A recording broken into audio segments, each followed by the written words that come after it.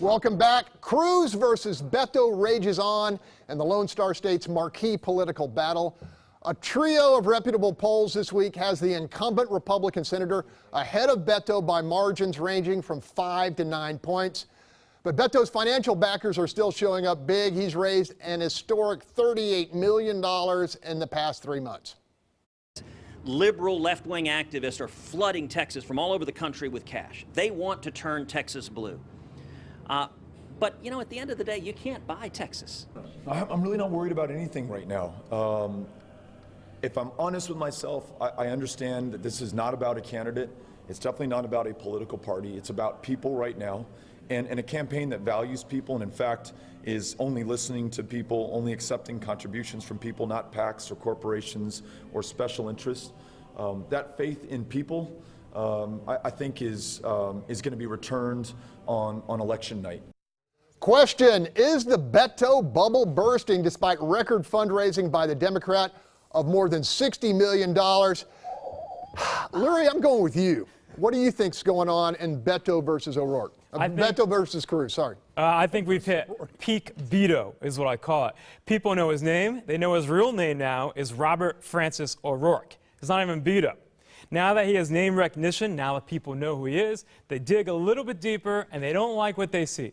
They see yet another liberal running for Texas, running for the Senate in Texas.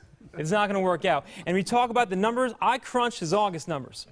Less than 50% of his donations came from the state of Texas. His second highest state, Massachusetts. Massachusetts was 33% of all his donations.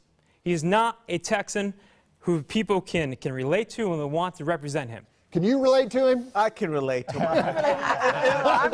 If we're going to talk about, first of all, if we're going to talk about original names, Ted Cruz was born Rafael Eduardo Cruz. I still have yet, in Canada, he was born in Canada with that name. I still have yet to hear him say he's proud to be Hispanic. And Republicans are very excited because the Quinnipiac, however you pronounce it, poll has him 9 points ahead again. The last time that poll came out was September 11th, same results. That was before Ted Cruz attack ads came out. That was before the supposed Kavanaugh effect. Nothing has changed. The old system's not working. I want to give numbers that will keep Republicans awake at night. Okay? Since the last primary, 500,000 new voters who aren't getting called on these polls have registered. In the last 2 weeks, 100,000 new voters. And I'm telling you what, they are black, they are brown, they are mad, they're coming out.